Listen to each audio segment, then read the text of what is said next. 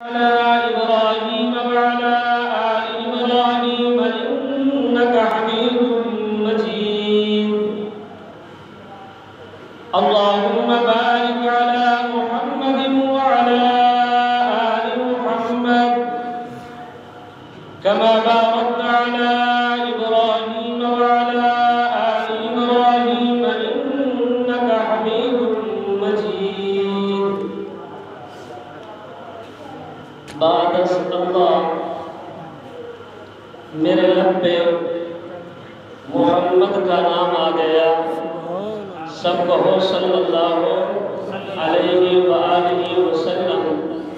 بعد اللہ میرے لب میں محمد کا نام آ گیا.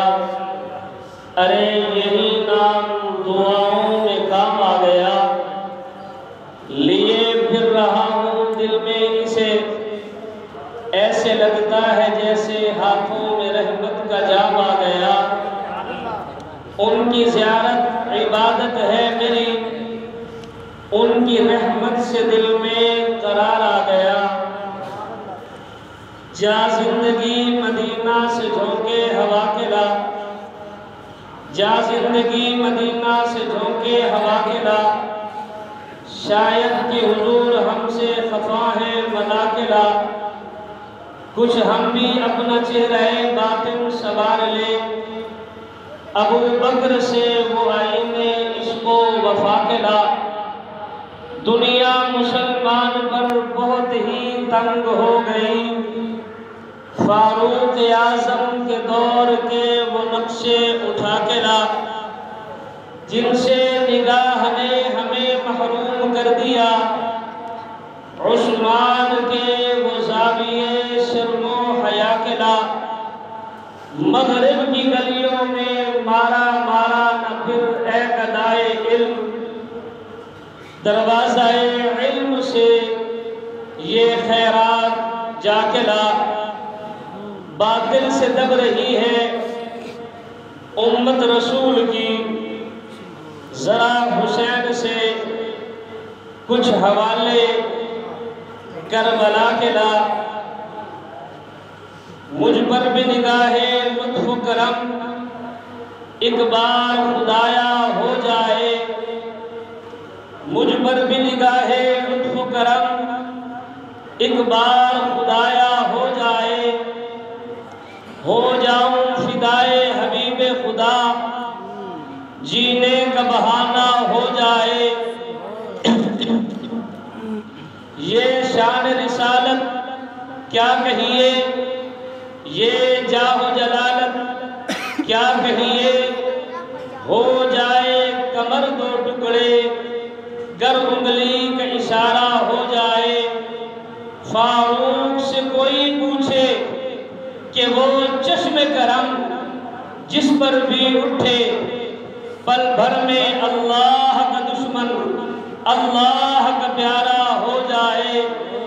رہ رہ کے مچلتی ہے آقا مدت سے یہی حسرت دل میں. ہر صبح میری جب آنکھ کھلے روزے کا نظارہ ہو جائے. مجھے کیا غم ہے طوفانوں کا، میں طوفانوں سے کھیلتا ہوں. میں جب بھی پکاروں صلی علی ہر موج کنارہ ہو جائے. نہ آیا ہے کوئی نہ آئے گا کوئی کہ جس شان و شوکت سے آئے محمد. نہ آیا ہے کوئی نہ آئے گا کوئی کہ جس شان و شوکت سے آئے محمد.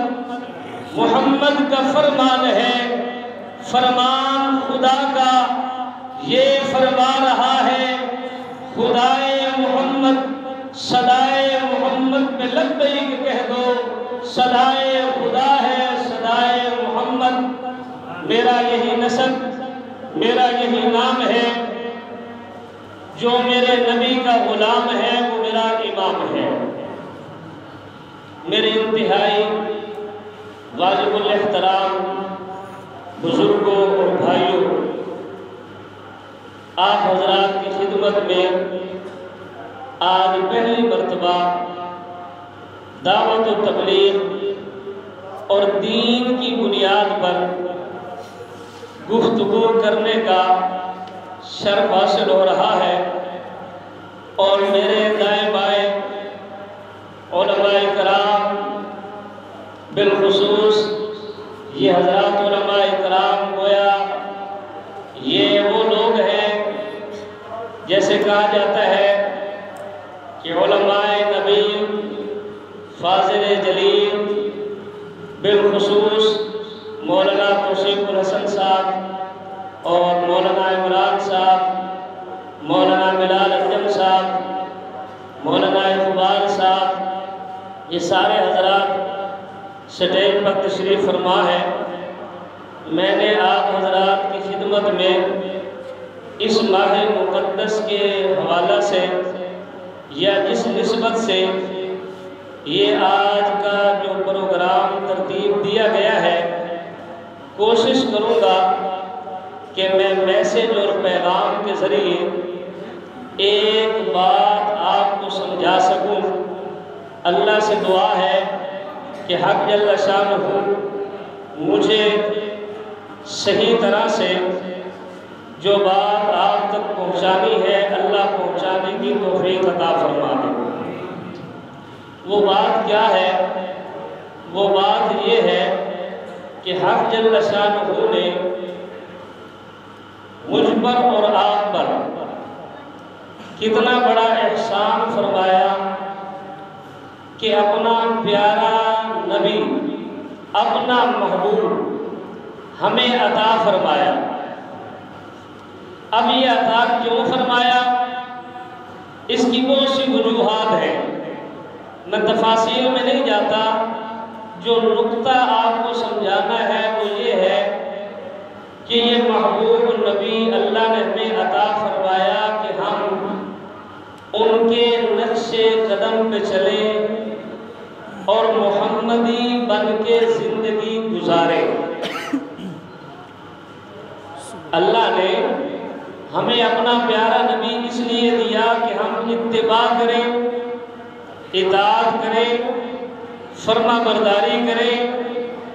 اب چونکہ ہر مومن مسلمان کے دل میں اللہ کے پیارے نبی کی محبت کوٹ کوٹ کے بھری ہوئی ہے، اور ہر مومن مسلمان اللہ کے پیارے نبی کی محبت سے لبریز ہے۔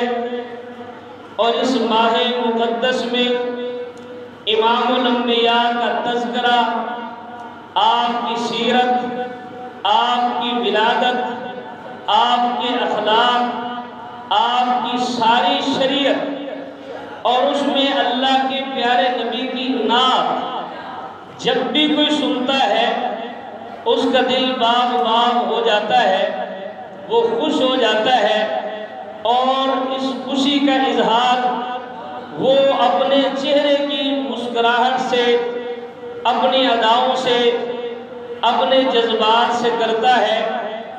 ایسا تو کوئی مسلمان نہیں ہے کہ جس کے دل میں خوشی نہ ہو، اور لسانی طور پر زبان کے ذریعے اس بات پر اللہ کا شکر ادا نہ کرنے والا ہو۔ لیکن علماء نے لکھا ہے کہ اللہ کے شکر ادا کرنے کے 3 طریقے ہیں۔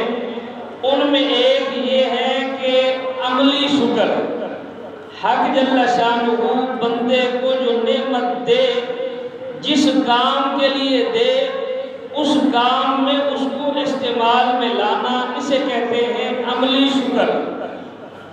جو میرا عنوان ہے وہ بھی یہی ہے کہ ایک یہ ہے کہ خطیب نے بات شروع کی، مثلا میں نے بات شروع کی اور میں نے آپ کے سامنے یہ کہا کہ دیکھیے میری مثال اس بازار مصر میں جانے والی عورت کی طرح ہے کہ جو جناب یوسف علیہ السلام کو خریدنے کے لیے جا رہی ہے، اور اس کے پاس کپاس کی گٹھلی ہے۔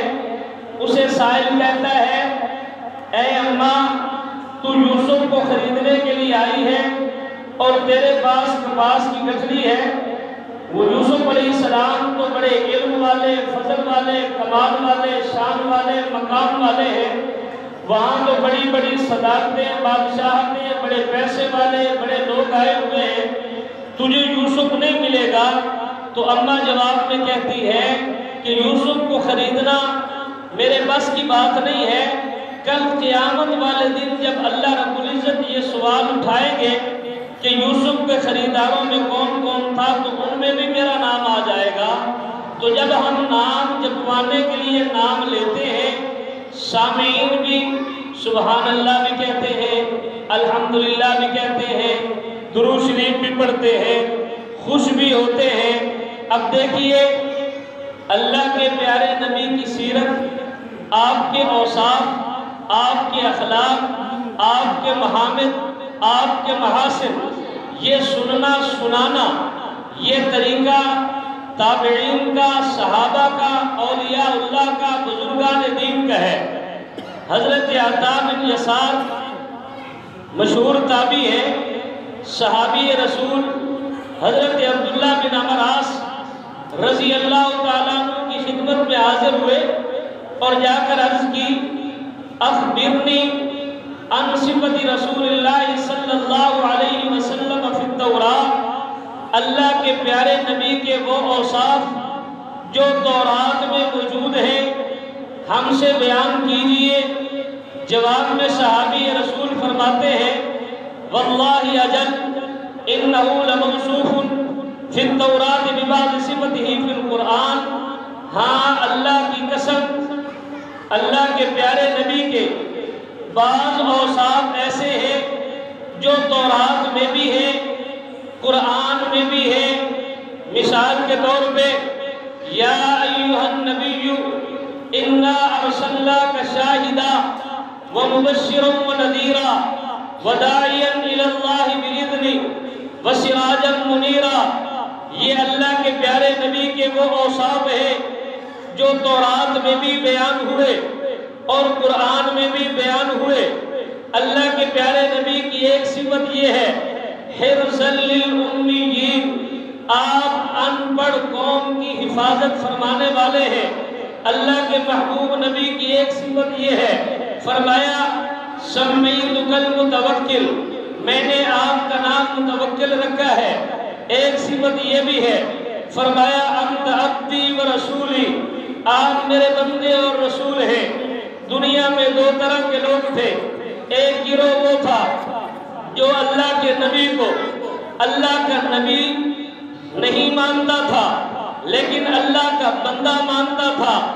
ایک گروہ اور آیا جو اللہ کے نبی کو اللہ کا نبی تو مانتا ہے، بندہ نہیں مانتا۔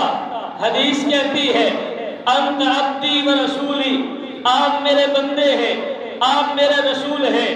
فرمایا لیس بفظ ولا غلیظ، آپ بدخو اور سخت دل نہیں ہیں، ولا ذحاب فی الاسواق، آپ بازاروں میں شور و غوغا کرنے والے نہیں ہیں، ولا يدفع السیئۃ بالسیئۃ، آپ برائی کا بدلہ برائی سے نہیں دیتے، ولکن یعفو ویغفر، بلکہ آپ معاف فرمانے والے، درگزر کرنے والے، حتی یقیم بہ الملۃ الاوجا، حق جل شانہ آپ کی روح کو اس وقت تک قبض نہیں فرمائیں گے کہ جب تک کہ آپ کی برکت سے ایسے لوگ جو آنکھ رکھتے ہیں لیکن صراط مستقیم پہ چلتے نہیں، کان رکھتے ہیں حق کی بات سنتے نہیں، ان کے پاس عقل ہے، شعور ہے، دل و دماغ ہے، لیکن حق کو تسلیم نہیں کرتے، اللہ ان کو حق کا راستہ دکھلا نہ دے۔ اب دیکھیے تابعی آیا صحابی کی خدمت میں، صحابی نے اللہ کے پیارے نبی کی تعریف بیان کی، گویا یوں سمجھیے اللہ کے پیارے نبی کی نعت پڑھی گئی۔ کیا پڑھی گئی؟ نعت پڑھی گئی۔ لیکن ساتھ ساتھ ہم نے یہ بھی ذہن میں رکھنا ہے، اللہ کے پیارے نبی کی نعت بھی پڑھنی ہے، نعت سننی بھی ہے، درود بھی پڑھنا ہے، لیکن ساتھ ساتھ محمدی بھی بننا ہے، غلام رسول بھی بننا ہے۔ پیشانی کے بالوں سے لے کر پاؤں کے ناخنوں تک، گھریلو زندگی سے لے کر تجارت تک، بیت اللہ سے لے کر بیت الخلاء تک ساری زندگی آپ کی نظام مصطفی کے تحت ہو، شریعت محمدیہ کے تحت ہو۔ باقی رہی بات نعت کی، نعت تو اللہ بھی پڑھ رہا ہے، گویا یہ تو صحابہ کا بھی وطیرہ ہے۔ کائنات کے مومنوں کی اماں فرماتی ہے، فرمایا لنا شمس وللآفات شمس، فرمایا ایک جہان والوں کا سورج ہے اور ایک میرا سورج ہے، ایک جہان والوں کا سورج ہے، ایک میرا سورج ہے۔ وشمسی، جو میرا سورج ہے، وشمس الناس خیر من شمس السماء، یہ جو وشمسی جو میرا سورج ہے یہ آسمان کے سورج سے بہتر ہے۔ کیوں بہتر ہے؟ فرمایا وشمس الناس تطلع بعد فجر، یہ جو لوگوں کا سورج ہے یہ فجر کے بعد طلوع ہوتا ہے، اور یہ جو میرا سورج ہے وشمسی تطلع بعد العشاء، یہ عشاء کے بعد بھی طلوع ہے۔ یہ طلوع ہے تو طلوع ہے، اسے عروج ہے تو عروج ہے، اسے بلندی ہے تو بلندی ہے، اسے رفعت ہے تو رفعت ہے، اسے عظمت ہے تو عظمت ہے، اسے منقبت ہے تو منقبت ہے، اسے تو بلندی ہی بلندی ہے، بلکہ انہیں تو بلندی ہے ہی ہے۔ جو ان کے ساتھ جڑ گئے انہیں بھی بلندی مل گئی۔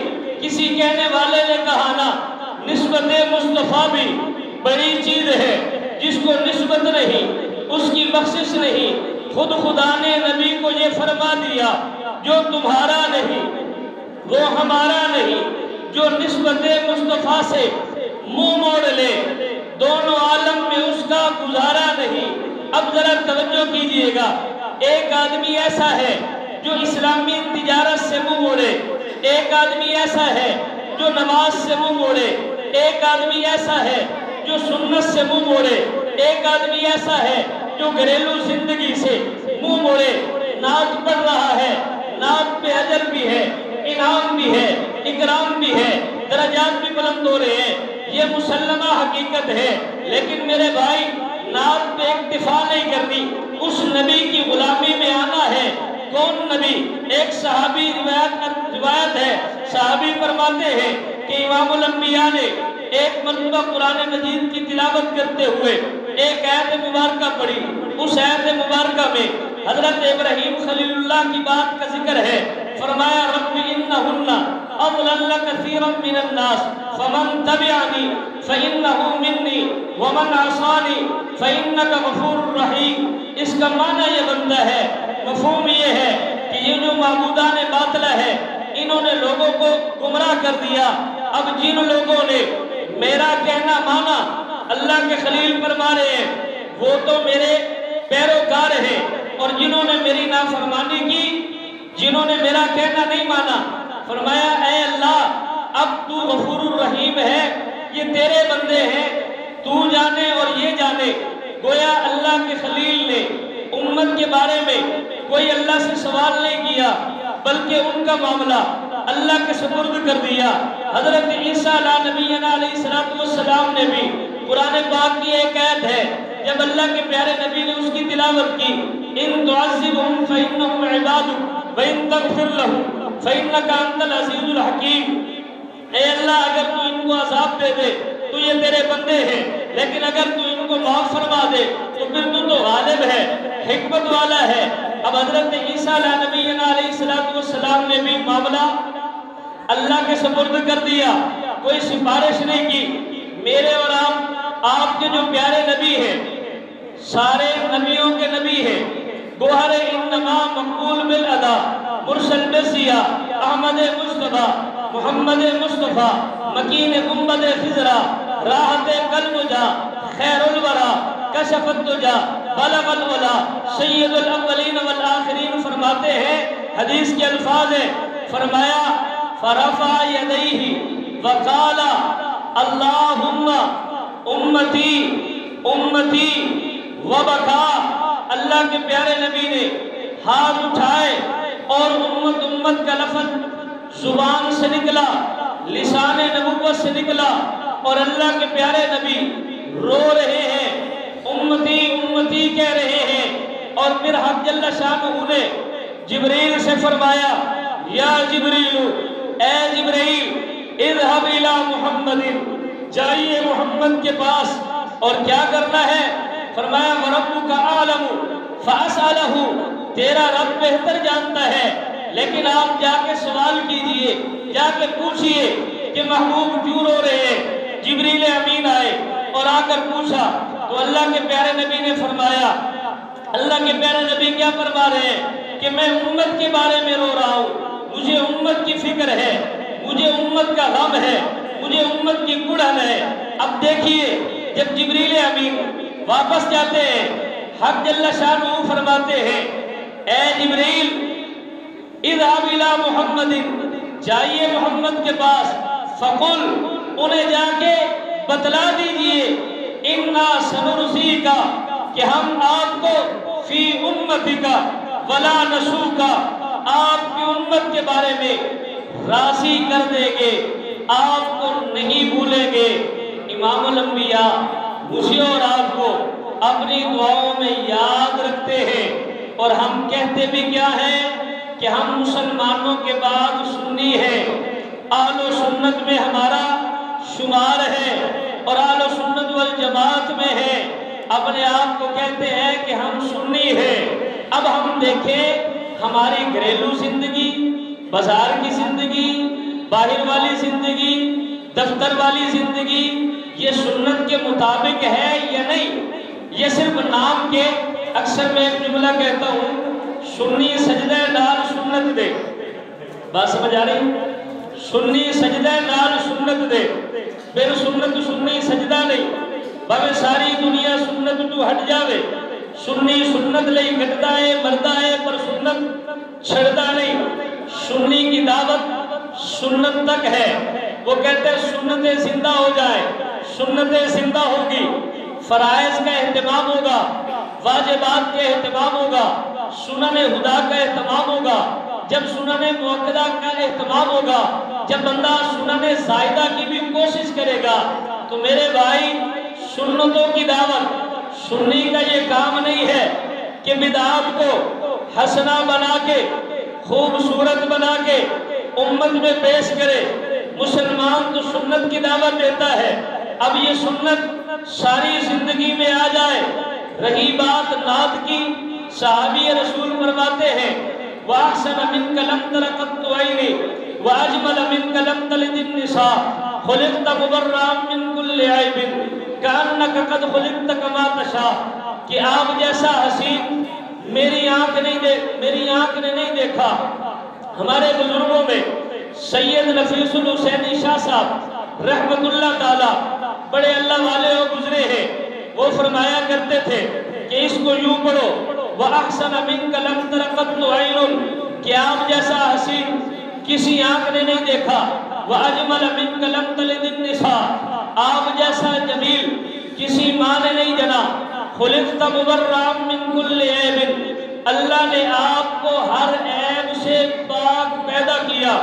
كَأَنَّكَ قَدْ خُلِقْتَ كَمَا تَشَاءُ، اللہ نے آپ کو ایسا بنایا جیسا کہ آپ نے خود چاہا۔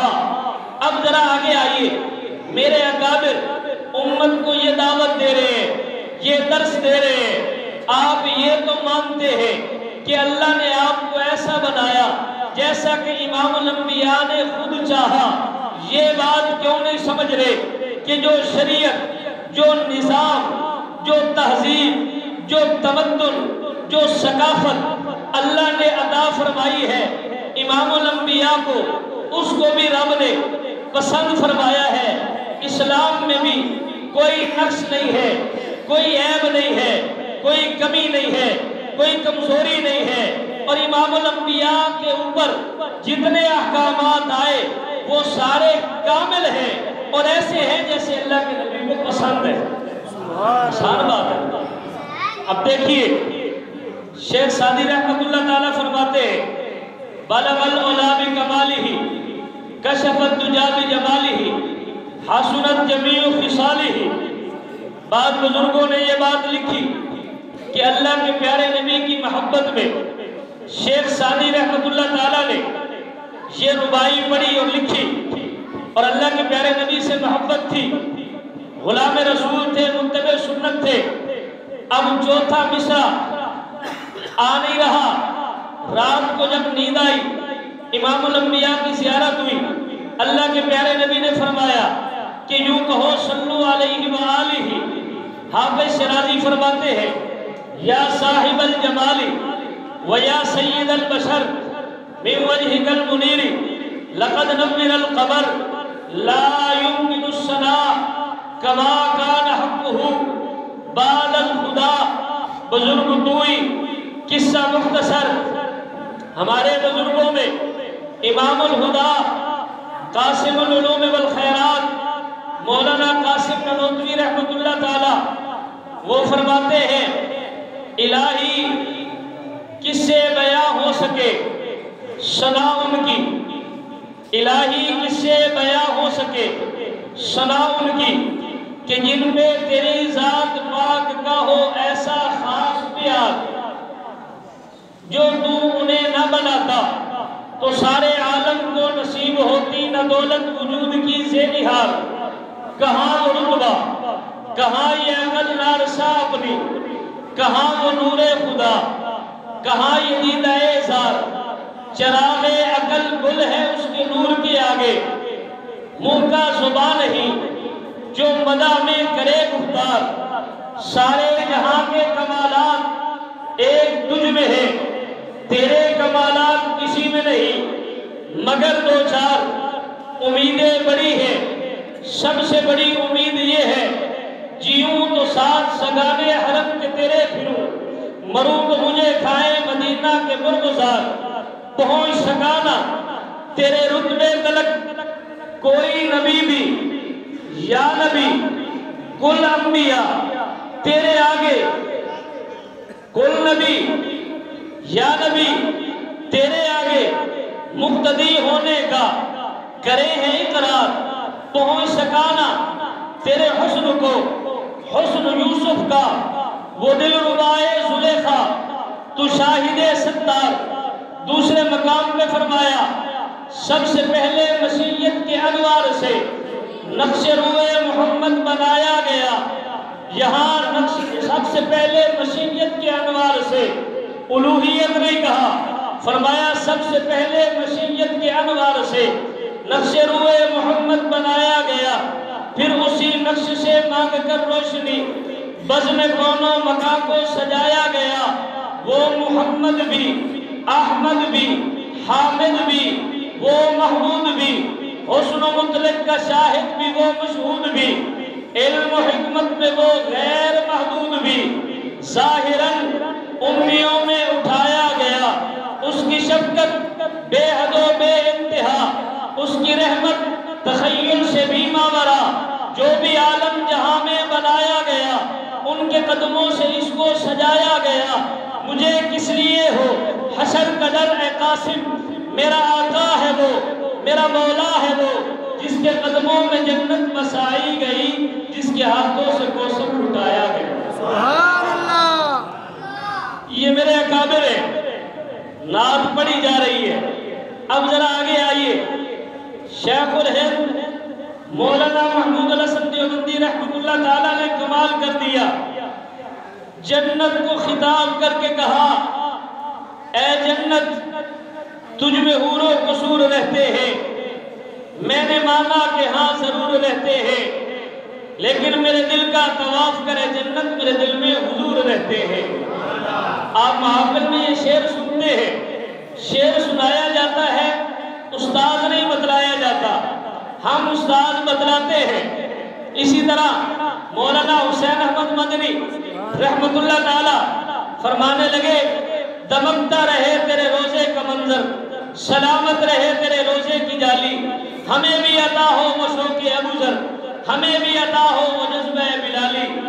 مفتی محمود صاحب رحمت اللہ تعالی اللہ کے پیارے نبی کے روزے کا تصور سامنے رکھ کے فرمانے لگے کہ میں وہاں جا کر کہوں گا گڑ گڑا کر سلام اس پر جو سوتوں کو جگائے، سلام اس پر جو روتوں کو ہنسائے، سلام اس پر جو بھوکوں کو کھلائے، سلام اس پر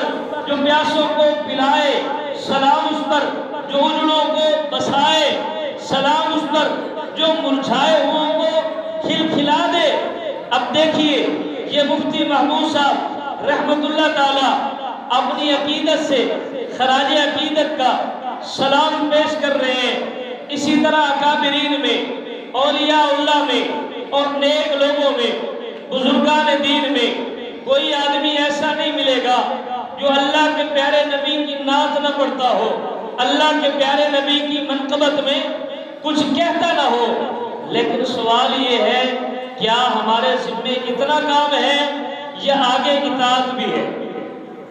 یہ ربیع الاول کا پیغام ہے کہ ہم غلام رسول بنے، متبع سنت بنے۔ جیسے میں نے شروع میں عرض کیا کہ میرا یہی نسب، میرا یہی نام ہے، جو محمد کا غلام ہے وہ میرا امام ہے۔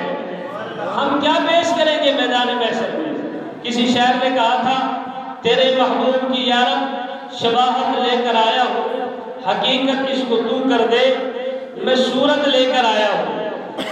ہم تو اللہ کا شکر ادا کریں، اللہ نے ہمیں وہ نبی عطا فرمایا ہے کہ جو نبی دنیا میں آئے نہیں، آنے سے پہلے جن کے تذکرے ہیں، جن کے چرچے ہیں، جن کے مقام کے بارے میں بتلایا جا رہا ہے، جن کی خوشخبری سنائی جا رہی ہے، جن کی نوید بتلائی جا رہی ہے، اب لوگوں کو بتلایا جا رہا ہے، تو اللہ نے احسان فرمایا اس نبی کا امتی بنا دیا۔